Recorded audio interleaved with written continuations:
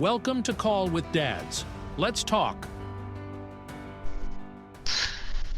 You know, it's kind of funny. I've been thinking about this a lot lately with the topic being I hate your kid saying I hate you, daddy, blah blah blah, right? And it's one of those things that you just have all these crazy things happening and lately my son's been daddy, I don't always like you, daddy, I don't like your rules, daddy, blah blah blah, daddy, sometimes I just don't like you, I hate you. And normally I'm like, yeah, well, it is life. You're going to deal with it, get over it, move on. Yeah. But at the same tone, you kind of sit there and go, man, that if you're having a crappy day, you just kind of hear that and you're like, man, that's a real kick in the balls too, you Mhm. know?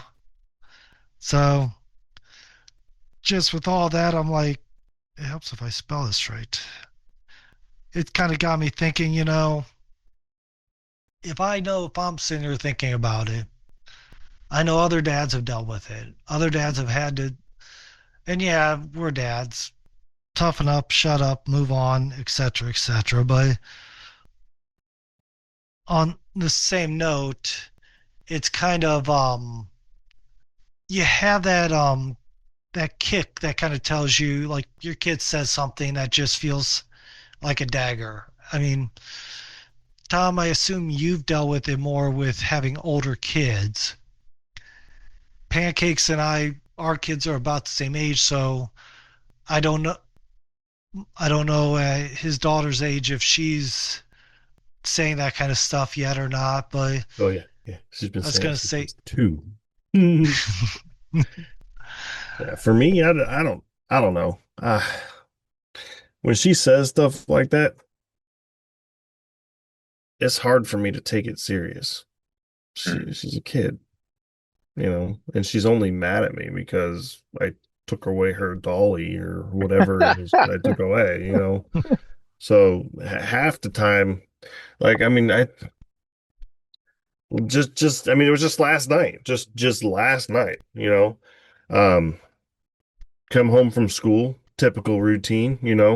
Um, take a shower, take your school uniform off, get dressed, do all the normal stuff. And then after you do that, by the time she's done doing that, if there's time in between, do a little bit of homework, which is just writing, just letter practicing and stuff like that. She's only in first grade. So do a little bit of homework or whatever. And then, it's time to come and sit at the table, you know. Um, well, couple of times she's been dragging out the shower and she'll go and she'll run in the shower, flip it on, and then she'll go run in her room and go play and read. You I have to tell her to stop reading. It's like a very, yeah, it's like that's like one of those things like, do I tell her to stop reading or punish her by taking away her reading? But then again, it's reading, so it's like it's a very good problem to have, I guess, is that the thing she's defying me against is reading. So good, please read, but don't read at the same time. But yeah, so she'll do that. She'll flip the shower on, and then me and my wife will get busy. We're doing things. I'm cooking dinner, she's cooking dinner, whatever the case is. 25 minutes goes by, shower hasn't been touched, but it's been sitting there running, and we're like, the whole house is out of warm water, and we're all like, what the hell, So um, yet just yesterday, she started doing that, and but I was focusing, paying attention, so I gave her about 3 minutes, and she didn't touch that shower, just sat there and ran. So I went in there, and I said, "You have till the count of five to get your clothes off and get in that shower." I counted to five, and she didn't do it. So I grabbed her by her arm, walked her into the shower, snatched her clothes off, put her in the shower, whether it was cold or warm or not, and it was cold. I said, "Well, sorry about your luck." I said, "You have 5 minutes to finish shampooing and all that stuff and cleaning up and get out. When you're out, then you have 5 minutes to get dressed and then get over to the table and let's eat dinner." And of course, she didn't. So I ran in there, grabbed a bunch of soap, got her rinsed her off, got her butt out of that shower, walked her into that room, put some clothes on her, and drug her by her arm like this, under her arm, and pulled her to the table. And I sat her there. She has a habit of standing up while she eats and walking in circles. So I've always grabbed her by her arm and sat her back in her seat, say, "Don't move, sit." We sit when we eat as a family. And man, yesterday she said, "I hate you, Dad." I just look at her and go,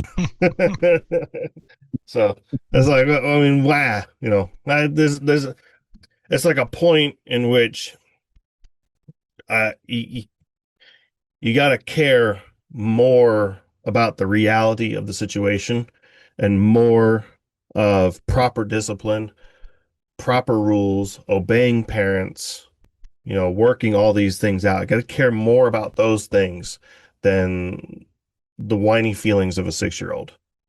Right. I don't give two, sorry for my language, but I don't give two shits if she hates me at 6 years old. She's going to get over it. We certainly have to have expectations, right? I mean, as fathers, we have certain guidelines, we have certain rules of the house that our kids are expected to follow, and in some situations we have to be non-negotiable. I mean, and that you can't. What are the alternatives in that situation, right? I mean, allow her to go without a shower and stink the entire next day at school, or it just or sit and go, "Please take a shower." Yeah, please exactly. take a shower. Yeah, please take a shower. In the face. Please There's only so many options, Right. And there's a million ways to handle that situation. I don't think there's anything necessarily wrong or blatantly right with the way you handled it. I mean, it is what it is. It's the way you handled it. And so you can do it. My stepdad did for me. Yeah, I know. That's what I'm saying. I mean, there's certainly, but my point is that at the end of the day, we have these expectations that we have to follow, and that we expect our kids to follow. And oftentimes when they say that they hate us, they don't hate us. They hate the fact that they're being expected to meet a standard. And that's always uncomfortable, even as adults, right? I mean, we have certain benchmarks we have to reach in our occupations. We have certain financial benchmarks we have to reach in our everyday life when it comes to our finances. I mean, we have all these different expectations that we have to meet. And the difference is that there's nobody that's there that's the arbiter of those circumstances. I mean, maybe our boss, right? So you don't meet your benchmark, you get fired. Do you hate your boss? No. You hate the fact that you fell short. You might hate your boss. Maybe he's an asshole.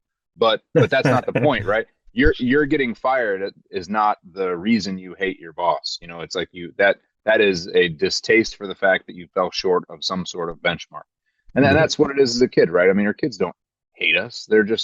They're emotionally charged little creatures that don't really know how to articulate their thoughts or their emotions. They're learning, they're developing. I mean, the case could be argued for when they're like 16 and 18 that they do hate us, but that, But I would argue may reflect on your parenting for the last 16 years. Even then, they're underdeveloped, man. I mean, I heard it said, and I don't know where this came from, so forgive me because I can't cite the source, but I'm curious to know your guys' thought on this. I heard that as a child grows, when the child's young, they idolize their parents. They reach a certain age, they start to demonize their parents. And then as they reach adulthood, they begin to humanize their parents. And it's fascinating to me, right? When your kids are young, they look at you, you're the coolest person in the world. You're the ideal. They look up to you. And then eventually, once you start to hold them to the same standard you hold yourself, they begin to demonize you. And then as they reach adulthood and have kids of their own and families of their own and life hits them in the face, they realize, oh man, he's just another guy that's just trying to do what he thinks is best. That's what Dad was talking about. Maybe that's some retribution. I don't know, but I think it's an accurate process. It's 100% true. I mean, I can sit here and tell you I went through a lot of that stuff. I mean, there's a majority of the beginning of my life that I don't remember. You know what I mean? So I can't really tell you what I did at 5. But I can tell you. I mean, granted, there is my mom. That's a different story, though. But things like my real dad and my stepdad, both, for the longest time, I always thought my dad was a loser, But then I went through all the circumstances of what he had to go through and what my mom put him through. And he actually wasn't a loser. He actually went out of his way to do everything he was capable of doing. She made him seem that way. And then she made him unable to come and see us. All of these things were her fault. And my stepdad, similar but slightly different. She made him seem like a violent, vicious, evil man when he wasn't. He was strict. He wasn't ashamed or afraid to spank and whoop some ass, but he never beat us. And he never violently hurt us in any way, Sure. But all those years, at all those years, I hated my stepdad. I thought he was an asshole, but when I got older, I realized that he had to be a little bit stricter because we weren't his, so there was a lot of things that we were going to be like, you're not my dad, Mhm. you're not my real dad. So there was that aspect. And then on top of that, I truly believe that my stepdad took the brunt of the hatred on purpose because we were kids that he felt didn't really have much of a real dad. So, he wanted us to have a real mom. And one of the ways to do that is, unfortunately, in my case, was cover up for Right. who our mom really was by pretending he was the bad guy all the time. So basically diverting the Your negativity anger. off of her onto him and taking that as a brunt force on purpose. So now I see that. So then I hated him. But now that I see all those things, I'm like, You think he did that I have a little intentionally, respect. or do you think that was just just a natural reaction? Wait, do what? Do you think he did that intentionally, or you think that was just a natural thing he did, taking the brunt off your mother like that? I think he did it intentionally. Really? I think that's so. His mother and father were very strict and very honorable people. I mean, they were very godly, very honorable, strict certain ways. You sacrifice yourself for others all the time. That's who they were. So I believe that he was raised that way. And when he saw that, he's just an honorable, type Christian man and decided that this is what's happening. It sucks, but I got myself into this situation. Now I love these kids. She's clearly a psychopath that pretended to be somebody normal. Well, and he took a vow, and if he's an right. upright, honorable man, he Yep. recognizes that. So he decided that just gonna divert all the energy to me, be the negative person, and I also think that he had an understanding of the future that we all didn't. He understood that in due time they will know what I did. That's the humanization part. And understanding that has actually made a lot of things easier for me with my older daughter, because I know, like you said, I've got older children. I've actually, I can't recall a moment where my oldest daughter ever said that she hated me, but she's definitely said it with her eyes. You know what I mean? Definitely. You know what I'm saying? Like I've felt that. And that's fine. I feel like that's part of our lot in life as fathers. And maybe that's part of this discussion too, is, it's like, well, maybe that's just what we're here to do. In some situations, it's our job to be hated. I mean, the real gauge is, do they hate you in an hour? Yeah. Or I think in 20 years is the most important one. Yeah. So if they still hate you, if they continue to hate you, then the hate may be real. Maybe it can be questioned, but you're an asshole. My daughter stops hating me in like 15 minutes. Yeah. And so does my son. I guess the real portion of my thinking behind this is one is, as men, it's no matter what we feel, no matter what it is, it's shut up, bear it, move on. And it's something that every now and then I hear people talk about, the one of the highest suicide rates are men. And because a lot of guys, even when we talked about grief, how most of us guys, for us, we talk to our pets and have that secure feeling of somebody to talk to when we have no one else to talk to. I know you'll keep my secrets. Exactly. Well, like I said, usually the only way I usually cry is if I'm getting like severely physically painful. And even then I still have it in my head of you don't cry unless there's no other option, etc., etc. The whole thing in my mind is that as the dad, we're dealing with, hold on one sec, move out of the way, cat. Dealing with cats in front of the camera. Yeah, cat's always in front of the cameras here in my house. There's another one behind you. Get it. Nobody likes cats.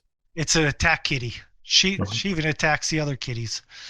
But Nobody generally likes cats. Dogs all the way. Yes, go clean up and clean your doggy's butt. Have fun. We've had that discussion. We're swirling. What were you saying? Sorry, scroll. Yeah.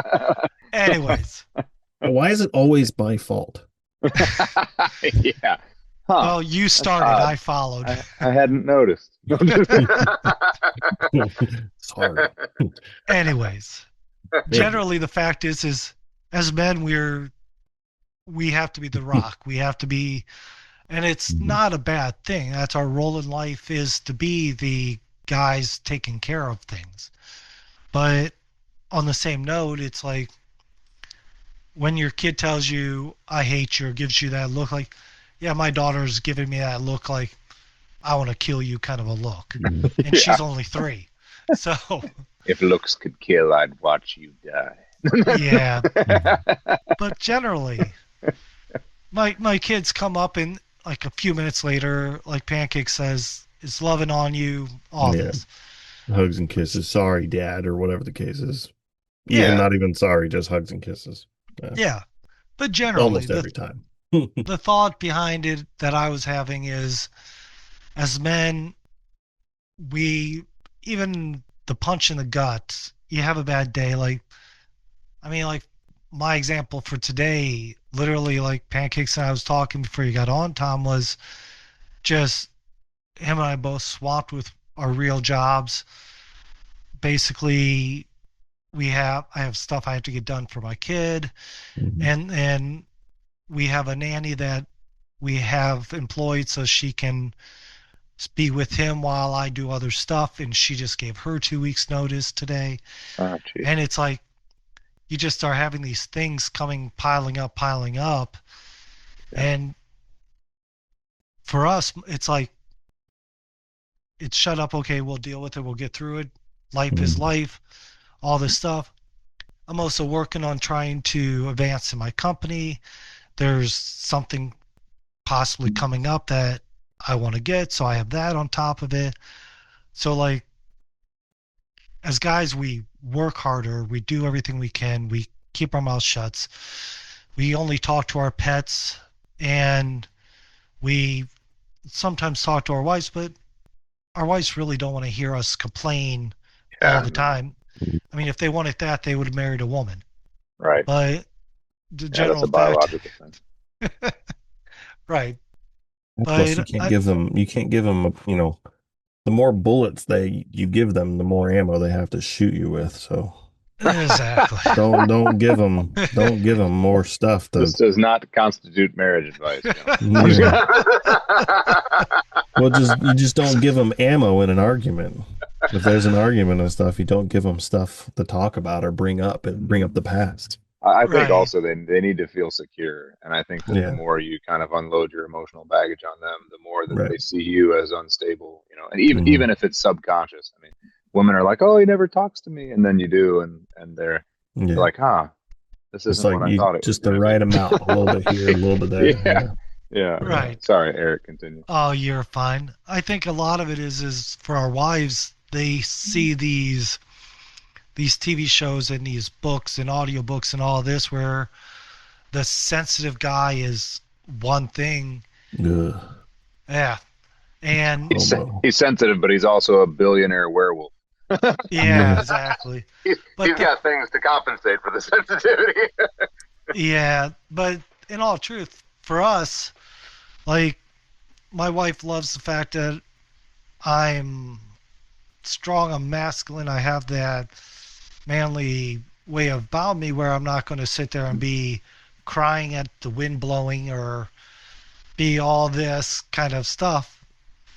But on the same note, she doesn't want, she might say, well, you never talk about your problems. She doesn't want it. And as a guy, like I said, you have that pile just building up and you kind of shut up and bear it and grin it because we have to get stuff done. And out of, call me funny. I can take a customer criticizing my drawings or my work and telling me that they think it looks like crap. I can take somebody telling me that they don't like me, insulting me. I can take a lot of things.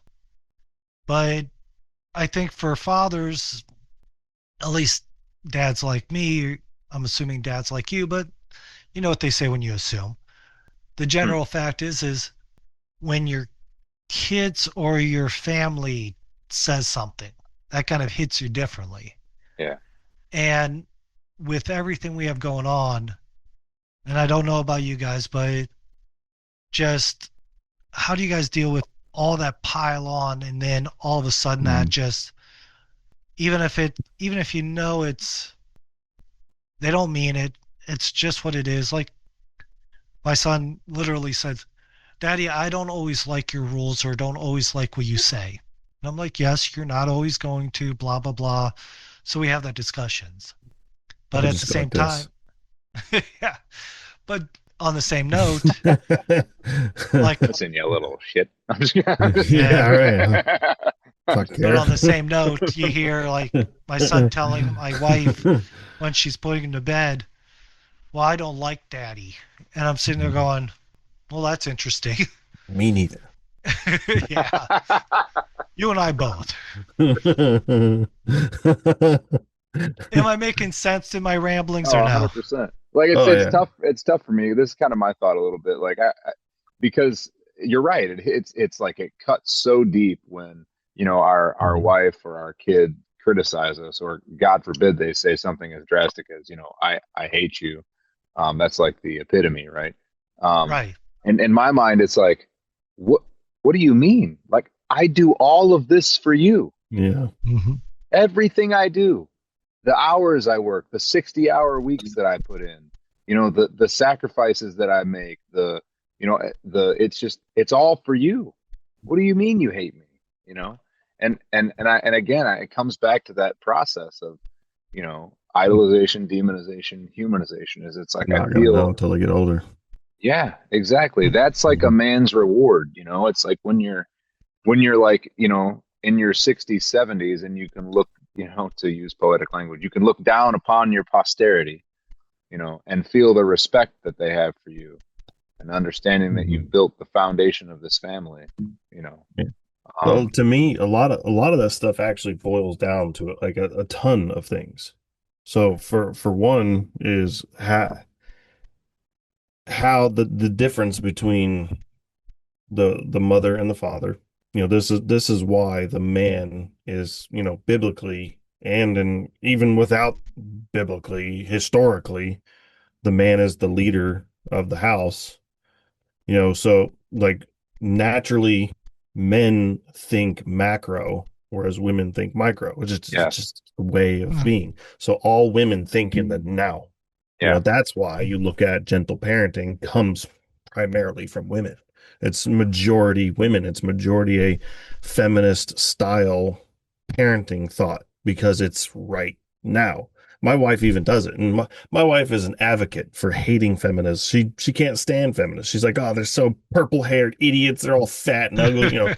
So she doesn't like feminists just as much as I do, I was the same. but she still acts like one sometimes, right? So those Yeah. situations still come into play. And Yeah. it's the exact same scenario as where the man, no matter what, has to be the rock. right in the moment and for the perceivable future, because the same thing happened to me last night. As I was disciplining her, grabbing her, setting her down, you know, holding her and saying, no, you're not allowed to leave your chair, being a little bit forceful and scrubbing her and getting her out of the shower. My wife's like, stop, you're going to hurt her. I'm like, you go in the living room now. Like, get away from me because I'm going to take care of this because you're not going to. So it's in that way that she thinks I'm hurting her. B, she's going to hate me forever. She's going to hold this mindset. She doesn't realize that 10 minutes from now, after she gets a little food in her stomach, she'll switch. You know what I mean? So she's thinking, oh, you're hurting her. You're grabbing her arm, or you stop. The Well, and she'll same. think about that cold water next time she tries to not Right. take a shower. Yeah. So that it even happens, through the whole life history. And that's why men have to kind of be a little bit more, I guess, sturdy and hold in those feelings a little bit longer of a rock. Sorry, that was my I'm kind of just a real quick thought. I always think about how like our primal nature affects how we behave as men and women because Mhm. men and women are different despite what people want you to believe nowadays, Yeah. and a lot of that's influenced by our positions evolutionarily throughout the history of humankind. So you made that comment. It made me think. It seems like men sometimes prepare for the future but react to the immediate situation. So, for example, the lion attacks the village. I'm gonna prepare to defend. I'm gonna react in that situation, but I'm always preparing for the future, right? I'm putting food aside. I'm building shelter for the winter time. I'm always preparing and making sure there's wood to keep the house warm, yada yada. Whereas women, they kind of prepare for the immediate situation. So like they're taking care of babies, they're taking care of the food, they're always thinking and preparing for the moment, but they react to the future. And so what ends up happening is like, when inevitably when something, bad comes down the line, they don't there's really no way that they can resolve that, because they're just reacting That's emotionally. more than likely why they don't take accountability for pretty much anything Well, either. and it's beneficial because they have a purpose to fulfill, and Mhm. so do we. No, Right. neither one's better than the other. Yeah. We both have important roles The in the family. problem is when this one tries to be that one and that one tries to be this one. I agree. Right. That's where the problem is. I agree. Yeah. Well Because said. today, even still, majority of men are still trying to be men. There is a lot of feminine men and stuff like that has happened a I lot agree. more today, but there is still a large portion of men that are men, masculine, strong, manly men. Mm-hmm. A lot of the problem is that feminine women are trying to be men also. So now where it was 50% of all the people on earth were men, 50% of the people on earth were women, now you got 50% of the people are men, 25% of the people are women trying to be men, and another 25% being women. So now you have a 75-25, and it's just Yeah. Well, it's happening on both sides. Femininity mm, and masculinity are both being diluted. yeah, they're Mm-hmm. crisscrossing. Yeah, Yeah. Yeah. There's no longer a clear division between the two sides of the yin yang. right. It's just a Yeah. gray circle. Mhm. Yeah. Well, I Yeah. think on top of that, like part of it is also the circumstances of today. So, like, look at my circumstance for an example. I work from home, and so I'm not saying like I'm trying to be feminine, but Yeah. we talked about the roles that men and women have. Most people think women are going to be the ones cooking, cleaning, blah, blah, blah, right? In all truth, I have a load of laundry I have to pull out of the dryer. I have to figure out what I'm going to cook for dinner tonight. Oh, I My cook wife, 5 times a week. yeah, Sometimes, Yeah. sometimes three. It's just I like it. I like to cook though. You know what I right. mean? I So think where people are getting so, and I kind of wanted to bring this up as a thought and maybe so we didn't get too far off of the roles and men being men and what so have you is I don't think that in today's society that to be a masculine man, you have to sit there and say, well, I refuse to cook. I refuse to Yeah. clean. I blah, blah, blah. That's a woman's job, whatever. Yeah. I mean, you have a house, you have to take care of it. When you lived on your own, you cooked for yourself, you cleaned for yourself, hopefully, all this stuff. Well, most of this today's issues are a Rockefeller issue. Thanks. Right. So that's a small subset of the masculine population, Eric, that I think believes that, and that is a toxic mindset. Right. Yeah. As much as I hate that word. But the problem is you have these extremists on both sides. So you also have the simps that are sitting there saying, oh, well, I'm not going to let my woman do anything like that, blah, blah, blah. Right. So you do She's have it a on goddess. both sides. Yeah. And I think the guys that are out there. She's 300 pounds. And her hair doesn't match anything in nature. Yeah. That's called a disease. Yeah. Sorry. Yeah. But you're fine. You're right. And like for me, I mean, you guys know how much I cannot stand feminism and feminist purple-haired idiot women. You know, even the little 115-pound dudes that think they're, you know, white knighting for women and stuff. Fucking little babies and stuff. You understand how much I cannot stand those people. But I will still today admit that feminism was needed, if that makes sense. You know, in a weird way, you know, I do believe God puts things in humans' minds and in society to level and balance things out. Because for many, many years, you know, women, you know, there were this role and that role, but women were also mistreated. And we can all say that. Yeah. We can all say for many, many years, women were mistreated. And me being an advocate for traditional roles and traditional families and traditional styles, that doesn't necessarily mean I'm standing here going, make me dinner, woman, clean my house, have sex with me when I say. That doesn't mean that. Right. It means I'm the more masculine figure, you know, the discipline, you know, majority of the finances, decision making. She's the feminine side of the house, you know, the loving, caring, nurturing, those type of things. And those situations need to work together. And for all of human history, I think actually it's been kind of where the man was kind of like a slave owner, for lack of a better word. You know what I mean? He forced his will upon women. And if you read the Bible, it says not to do that. Right. It says to treat women with respect as you would treat yourself. Love your wife. I forget what which verse it is, but it says to, you know, don't raise your voice to her. Don't, you know, all these things, you know. So that's why I think there is, in a way, feminism is a form of correction in society. As bad as it is, I think we maybe overshot it.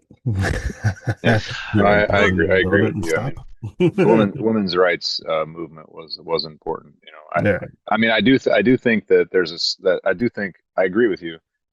I think there was a slight mischaracterization. Maybe you didn't intend it, but I think that overwhelmingly throughout history, you know, the status that characterized the majority of men and women was abject poverty. You know, so I think, and that's true. So I think all throughout human history, men and women have kind of slaved in the dishes together, you know. Now, that being said, as we started rising out of poverty and we started becoming much more affluent as a society, it did seem like, you know, there was a time when women were oppressed. That was clear. I mean, not having the right to vote, you know, as society began to change, those ideas had to change with it. And so, yes, early feminism, there was an important element to that was needed at the time. But we've gotten so far away from that at this point.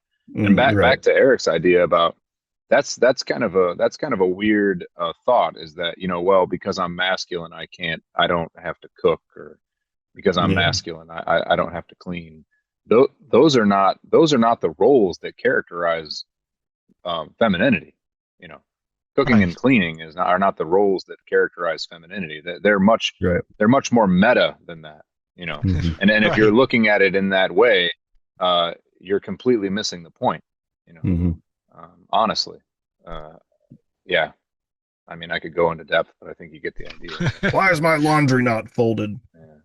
Yeah, that's. Yeah. I mean, if that's a distinct role in the house, right? If you've come to an agreement that, like, okay, well, you do the laundry and I don't for whatever reason, it doesn't mean that I can't help. It doesn't mean that I Right. can't, you know. But let's say that is the distinct role. Maybe Mhm. that's a conversation that needs to be had. You know, Mhm. Mhm. if my job is to pay the bills and your job is to fold the laundry, and we've discussed this, and this is a well agreed upon thing, and my clothes aren't getting folded, maybe that's something we should talk about. Because Yeah. I promise you, if the bills weren't getting paid, that would be something that I would have to come and be held accountable for. You know what I mean? Mhm. So, but it depends. Every situation is different. Eric, in your situation, you know, you work from home. So Yep. it kind of makes sense that you're in a position there to help kind of keep the place tidied up and clean. Yeah. But it doesn't make you the woman in the No. house. No. You still fulfill the masculine roles, you know. Right. I think the point behind my thought was it's like I have known guys that have had that mindset. Yes, yes. Yeah, And me as well. yeah, and part of it comes down to this is It's misguided. my thought. Yes, Mhm. it's very misguided. I think Right. that like in my household with my wife spending an hour driving, like when she worked from home and she worked home every day and I went to an office, she did cooking every day, took care of the kids, Mhm. did all the stuff that needed to be done, etc., etc. We had our roles figured out. Right. And then when my daughter was born, I changed my job so that one, I could be home more, two, so that I could also help homeschool my kid. And with everything being said and done the way we do it, it works out better in the sense that we can operate our household and we make sure that we have a way to manage it to get things done accordingly. My wife does still come home. She cleans like the downstairs where the kids made their food mess. I clean dishes and laundry, things I can throw into a washing machine and go on my way. And, call me funny. I love my crock pot. I love my casseroles. I mean, what dad Easy, doesn't? Yeah. Yeah. But amazingly healthy. good food. Yeah. Yeah, delicious. Yeah. So not to throw in a plug or anything, but kind of what we've been talking about. If you go to traditionalsociety.com, it'll take you to the American Liberty Foundation.org website. It's free. You know, the family constitution course will teach you and explain all of this information, kind of what we're talking about right now, and it'll even give you a way to how for you and your family to do it for yourself. That way you can set those roles between each other. Now, like for me, my wife solely does the laundry. That's not because, oh, you do the laundry, woman. It's because she doesn't want me touching the machine because she knows I'm going to break it. I'm going to be honest. So she does laundry and only laundry. Only she does laundry. It's the same with the dishwasher. I'm not allowed to touch the dishwasher. I'm not even allowed to load the dishwasher. This is solely her you'll job. do it wrong. Yeah, this is solely her job. I am not allowed to do it, not because woman does the dishes. No, I do dishes all the time. I clean them and, because you can't just take baked on cheese and just stick it in a dishwasher. That's not how that operates. That's not how that works. Right. So you got to scrub and whatever. So I do dishes all the time and I set them in the second sink for her.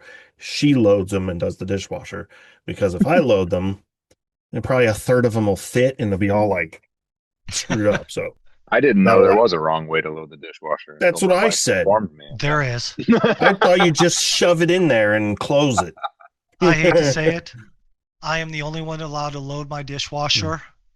My mom is not allowed to. My wife is not allowed to. Don't you touch my dishwasher. That's my Well, wife. Yeah. See, this is where I come to look like You have an asshole. AI $1,200 smart dishwasher. Okay, I'm not allowed to fucking touch it. AI. It's got AI wash.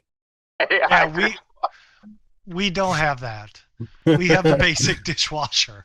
Yeah. So I'm the AI. But it's like, There you go. but see, like for me, I open my dishwasher, I know how the my stretch dishwasher. the stretch on the eye part. Yeah, yeah. Oh, hey, let's pretend it's Canadian. Hey, I'll load it. Yeah. There you There you go. go. That's AI. Yeah, that's Yes, Hey, but I'll do it. yeah, yeah. but yeah, the fact is we all have our roles as men, as Mm. women. We agree upon the household roles, and you know, I think the big thing where I'm coming from is I you're not going to get me to be whiny, cryy, boo hoo hoo. If I feel a tear, it's freaking sinuses. You know what I mean? Yeah. And then move on. I take enough allergy pills, no one's going to question me. But the fact It's is, just sinuses. yeah, but the fact is that as men, as fathers, as however you want to look at it, we we understand what our position is. And I think a big portion of also is a lot of men forget how important it is to have like somebody to talk to. Like for an example, the three of us talking. You know, this episode could get 2 people hearing it or 10,000. If it gets 10,000, fantastic. 2 people, it is what it is. But the general fact is the three of us talking. One, it helps me. I assume it helps you guys as well. Absolutely. So this is just our public forum of our support group in a way, and we get other people. We occasionally get other Democrat. people. Let me go Democrat. This is our safe space. Yeah, right, exactly. Yeah, I don't think we would get the guests that we have coming. Just like I finally after how long, Pancakes, how long have we been doing this? 2 or 3 years now. Yeah, three And 3 years. I think it's going on 3 years. Mhm. And I think the second or third episode we talked about getting a financial guy on, and we just finally got one Yeah, secured. Oh, man. I after talking with him, I didn't realize how many hoops there are to jump through to get a Yeah, financial advisor to be able to come on and talk. actually speak Right. about it. That's why So, you just Google things and you just trust whatever the internet says. oh yes, Yeah, of course. ChatGPT is my financial advisor. Yeah, yeah, Sad, right. Yes, exactly. sadly enough, it's ChatGPT and been. Rock. It's been a Do rough you year, know? but Do you know that the AI's been proven to show false news? Hmm. Like if you of ask course. it something. Now it mentioned ChatGPT. I don't know if Grok does it, Yeah, I but don't know I'm if sure they Grok all does it. do. Yeah, I'm well, I sure. know Yeah. Grok does real-time searching, Yeah. where ChatGPT does archive searching. Well, they're all subject to the Perplexity information does that's real available time. to them. Oh, I love Perplexity. They're all Yeah, I don't know subject that to one. they're all subject to the information that's available to them, but Right. they're certainly fallible. Like GPT, I was trying to workshop a essentially like an personal assistant that would help organize all of my tasks and like check in with me and stuff. Because now it can do notifications, which it couldn't in the past. And it Oh, was like, nice. yeah, if you discuss this, we'll make a couple chats, and this one will be your command center, and these other ones will be based on different parts of your life. So maybe this one will be about fitness. And then if you discuss a task in the fitness chat, we'll have the command center chat run a sync, and any of the tasks that get created in the fitness chat will come to the command center chat. And I'm like, oh, okay. And so I set all this stuff up, and I tested it out. I made a chat in fitness and tried syncing it, and it didn't show up. And I'm like, hey, I did this and it didn't show up. And it was like, oh, yeah, I can't do that. I'm like, are you serious? I spent like 30 minutes setting this whole thing up. Oh, that's crazy. Yeah. Yeah. I was like, what the heck? Yeah. Sorry. It's like a psyop or something. Yeah. It's like ChatGPT is gaslighting me. Sorry. I think Yeah. I use Go ahead. Claude the most. So Claude. Claude.ai, I've heard that's the one that I use the most, but not for like all normal stuff. It's because I write a lot of resumes for people, and Yeah. it's a good way to save time. So Mhm. so I could sit and read a job description for Mhm. somebody if I want to, and then handwrite their resume, which I do a lot of the handwriting, but I also take the job description and dump it in there and tell me you know, Hmm. explain this to me in layman's terms and quickly. You know what I mean? Yeah. Mm-hmm. It'll explain it in like where it'll take me 15 minutes to read and understand the job description. It'll take me a minute. So it just good time saver. I also will take resumes and drop them in there and tell it to reformat, you know, in a better way, or Yeah. you know, are there any errors, spelling errors, you know, stuff like that. And it helps do that rather than line by line look for spelling Yeah. errors, you know, Yeah. so My it's, favorite is explain this to me like I'm a block of wood. yeah. It still explains it in layman's terms, but with many wood puns. Wood puns, that's awesome. Yeah. Fantastic. We need to get It, a live feed of Wilson going. You need to just have Oh, it live and just ask it Wilson questions, ask all kinds of questions, and just have it playing live on your forgot about your Wilson social media. GPT. Yeah. That's right. That's right. I tried to figure out a way to set up an automated X account for Wilson GPT, but it's Yeah. like it's exceedingly expensive because you have to yeah. have like certain tiers of X subscription, and Yeah. it's not even worth it. But It's awesome. Yeah. maybe But, one day, maybe yeah. one day I'll have $400 a month to throw at something that's just fun. All right. So now that we got the squirrel out of the way. Yes.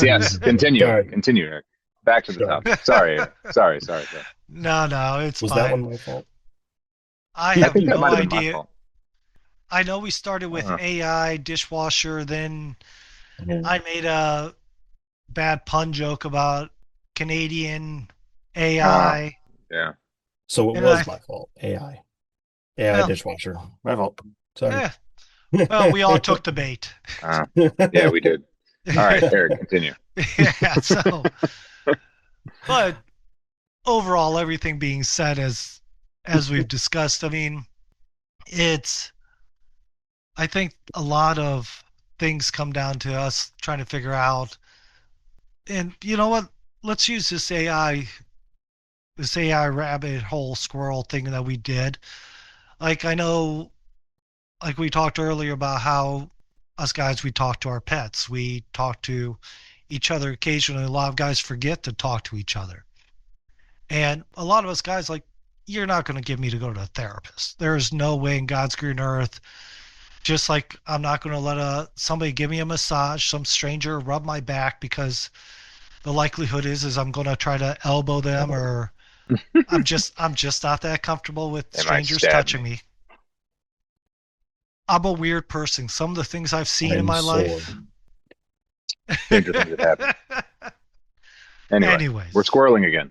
Sorry. yes, they actually have an AI therapist now, where you don't have to talk to a real person. And I think a lot of, as we're talking, one thing that keeps coming to my mind is that with my thought about the I hate you, dad, or the stare of the sec hill, and the dagger eyes, the things that kind of, when your day is just crap, and then the kids add on to it, not intentionally. And mind you, the hugs and kisses afterwards helps it kind of melt away. But at that moment when your day just feels like it's crashing in on you, you're not going to get me to talk to some lady who freshly graduated college and thinks she understands the Right. complexity of a man and all this because her feminist college professor told her that men are out there to destroy the world. So she's going to tell me it's really all my fault. You know what I mean? Yeah. I'm part of the patriarch. That's why I feel that way. No. But you can go to like an AI therapist now as well to talk to if you don't have friends or shows like this that you can get on and talk with and such. And I think it's interesting to think about that in today's society. Like, you look at it, men used to be much more closed off, angrier, because they knew if they started talking, it would just come out this and that. Like my grandpa, he was kind of a rough guy, we'll call him that, right? Junkyard guy, literally, factory worker, all this stuff. And I remember one time sitting in his barn listening to him talk this and that. And he just started rambling about something. And you could tell, and I don't know why this stuck in my head all these years, but you can tell he was having some kind of emotional thought behind it, even though he was just kind of rambling, you know, like, oh man, if I would have done this and that, blah, blah, blah. And then after he just stopped, realized, shut up, and told me to get the hell out, you know? So you think about the older generation compared to, like, my grandpa would have never had this kind of conversation. You know what I mean? I don't know if my stepdad would have. I have no idea if my biological would have.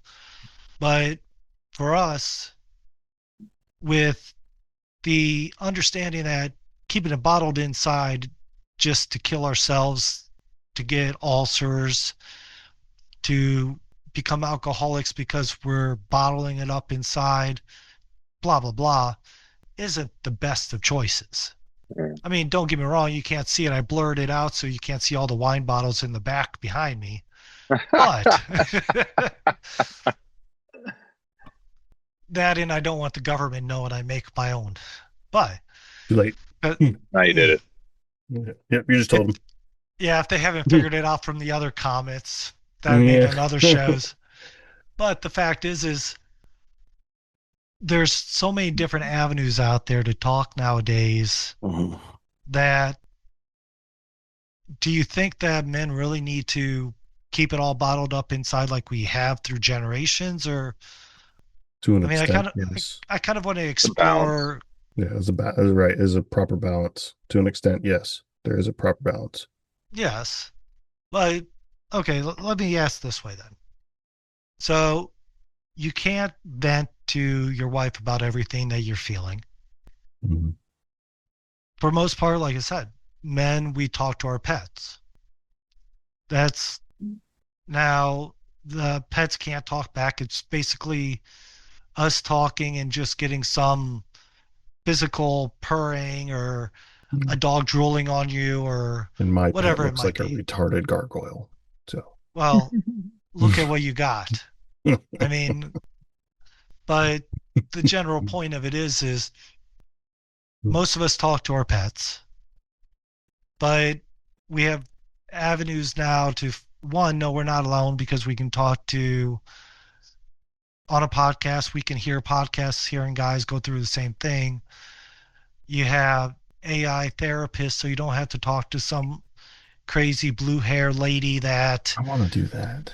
I don't know why. I just want to talk to a blue hair lady. No, AI therapist. I want to do it not for therapy though, because I want to test its boundaries. I think you can just tell ChatGPT or Grok or any of them just to behave like a therapist. Yeah. No, I think Grok has like a person generated image of somebody. Oh, is it one of their AI companions they made? I think so. I know they've have got to look Ani. at it. Yeah, I heard about that too. Elon became obsessed with. Sorry, off topic. Scroll. Yeah. So I think for me the answer is and it has always been throughout the course of human history is fellowship. I think men, need to get together with men, and we need to have these conversations. We need to find someone we're comfortable with. I mean, the three of us do it on a podcast in front of the world, and that's great. But I think that that's been the way men have handled it throughout history, at least the ones that are probably mentally and emotionally stable and healthy.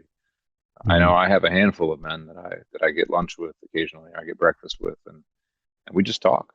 We talk about the issues that are facing us and society and in our homes. And I'm also part of a fraternity, which I don't talk too much about. I won't go into detail here, but I'm part of a fraternity that focuses on personal development and philanthropy. And we meet twice a month, and those men, I've developed some amazing relationships with those men and had some great conversations with those men.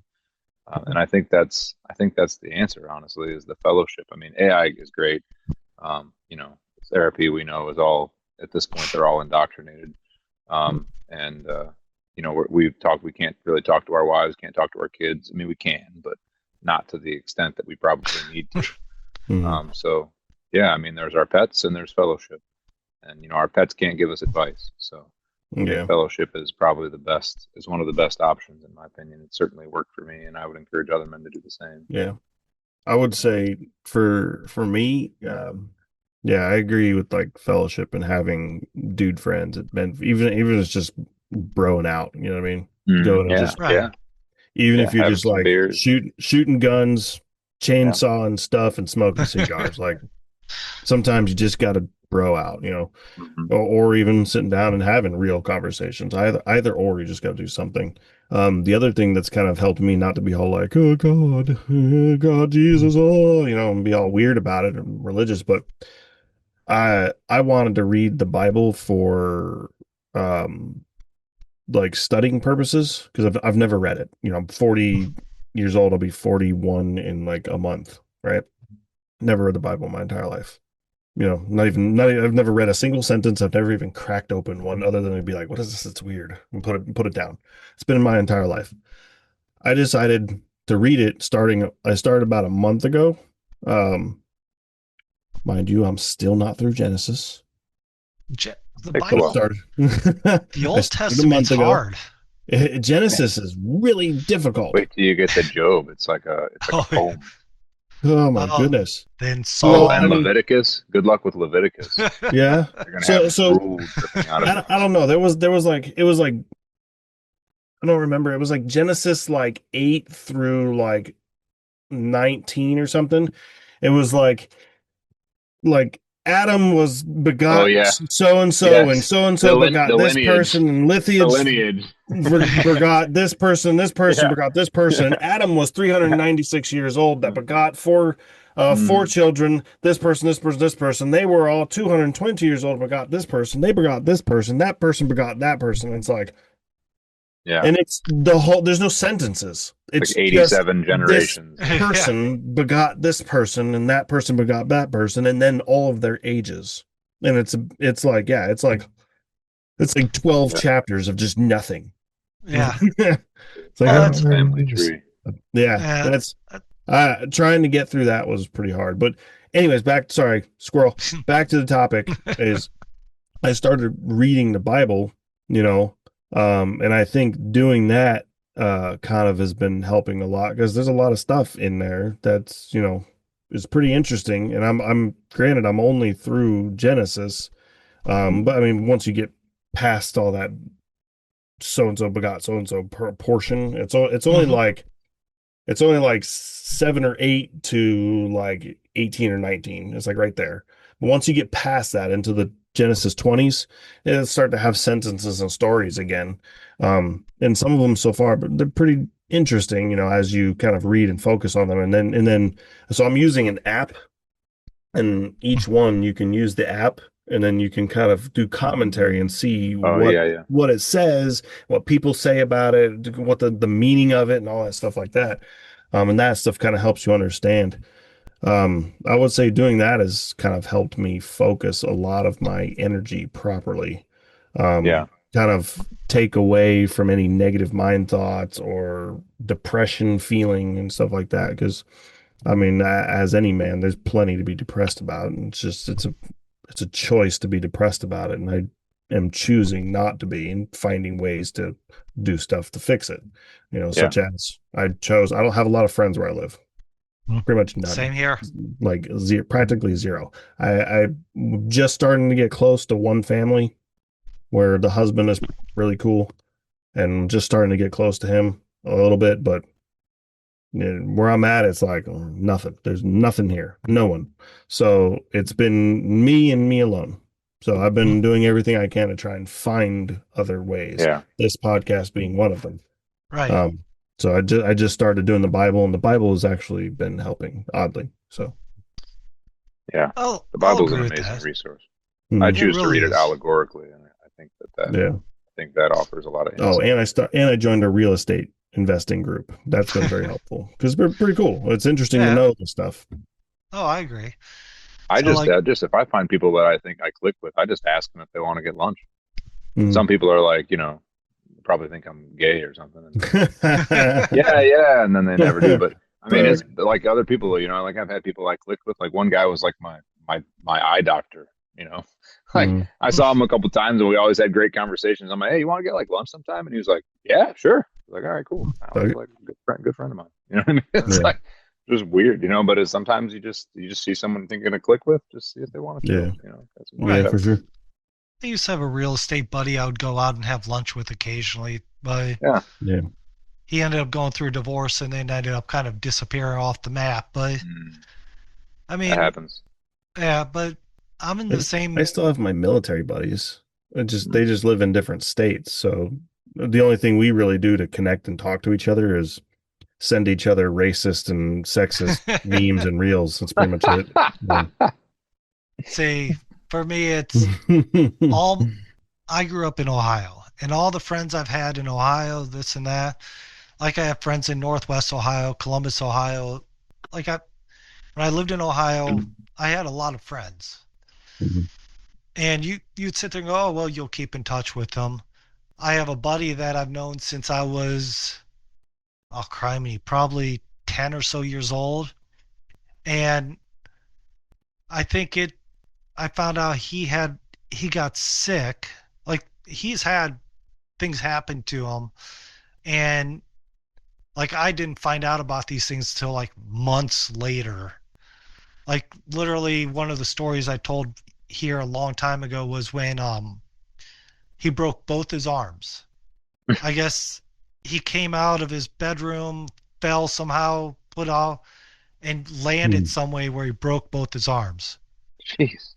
Literally broke both his arms, had cast on, and went through therapy before I even knew it happened. Like, I mean, I'm sitting there going, has it been that long since we talked? Yeah. And then I have people that I used to go and think were really close, spend time with them, never hear a word from them. I don't even know how to get in contact with most of them anymore. And it's one of those things like, as you get older, this is why I think family holds a larger value. Because, and this is also why I've always been very advocate about, I'm not your friend, I'm your dad, because we all have friends, and friends come and go. Friends come and go, right? Yeah. I mean, some people have friends that they've had their whole lives, but when your family, they've never left Missouri. Yeah, but I've got time to be your friend when you're 35. Right now, I need to be your dad. Right. Exactly. So once you get out and you're on your own and you're trying to figure things out, we can then start working on being friends. Right. But right now I literally told my son, my job is to make sure that you grow up with a healthy mind, a healthy body, and a healthy set of morals. And said, you might not like my rules, you might not like the things that I say and do, but everything I'm doing is meant to help you be a better person. And I think a lot of that is knowing that I have that as my mission does help me be able to handle things a lot better. But on the same note, you're just, like I said, the kick in the pants kind of thing. But let's do this. I think we've touched a lot. We've touched on a lot. I don't think we've touched anything, hopefully. Whoa, careful, Eric. While we were talking, I did touch myself. They will clip that. Yes. So let's do this. We've been talking for about an hour, and that's usually about the time that I like to have these conversations, because I got to jump off anyway. So yeah, I was going to say, we all have stuff I imagine we have to get done. So let's do this. Tom, where do you want people to reach out to you if they have any questions, if they need anything, what so have you? Yeah, at Earn Her Respect on X. You can get to the website Marriage Material from there. Jump on there, jump on the email list. You'll kind of get some updates. Follow me on there. I got some stuff in the works as always. So just keep an eye on there on X. Pancakes? Yeah. Pancakes with your dad, as usual. Best place to find all the centralized stuff about Pancakes with Your Dad. Sorry if you are an advocate follower of mine. I have not been posting. I have been slammed at work, so I'm sorry. Maybe I'll come up with some more stuff and do some more pancakes or something this weekend. I don't know. I've just been so busy, I haven't been able to. You haven't even made pancakes? No, that I do make. I just haven't video Oh, recorded it or taken pictures got of it. it. And Got it. Okay. yeah, I just wanted to clarify. no, the pancakes don't waver. That doesn't waver. Sorry. But yeah, Pancakes with Your Dad. It should take you to all the social medias, Facebook, Instagram, X. There's a LinkedIn, and True Social. Those are the main 5 places. If I can get a social media manager to manage all that crap, maybe we'll grow and do more. That'd be cool, but need money. So anyways, don't forget, we do have the nonprofit. You can get to it from the Pancakes with Your Dad website. It should be like up top left corner or something like that. It's American Liberty Foundation. Still going good. Slow on the intake of money, but we haven't really done a whole lot to begin with because it's me by myself for now. Slowly growing the ideas and stuff first. We're building the framework of it, and then people will come aboard eventually. But I just want to make sure that it's mine and my ideas before I expand, because I don't want it to get off of topic. Anyways, the best place to go there is traditionalsociety.com. That's short and sweet. Take you to the main website, american-liberty-foundation.org. Don't forget all the social medias, Facebook, Instagram, X, LinkedIn, and True Social as well. If you would like, please, we do need donations. The more the merrier. I can make ads. I can make Facebook ads and all kinds of stuff. The Facebook ads, I don't use them to sell anything. The last time, I do want to kind of share something. The last time I did a Facebook ad. So I created a couple of kind of videos, short clips, just with some generalized information about traditional families. And I shared it, and I put about $50 into the ad over the course of about 7 days. It generated about 180,000 views. That means, I think it was only about 90,000 people actually saw it. A lot of those views like doubles and triples and so on and so forth. So essentially, the information of what I said reached about 90,000 people. So if you're an advocate for traditional families, you really want to bring back the masculine man and the feminine woman. You really want to help us reframe our society to be better overall.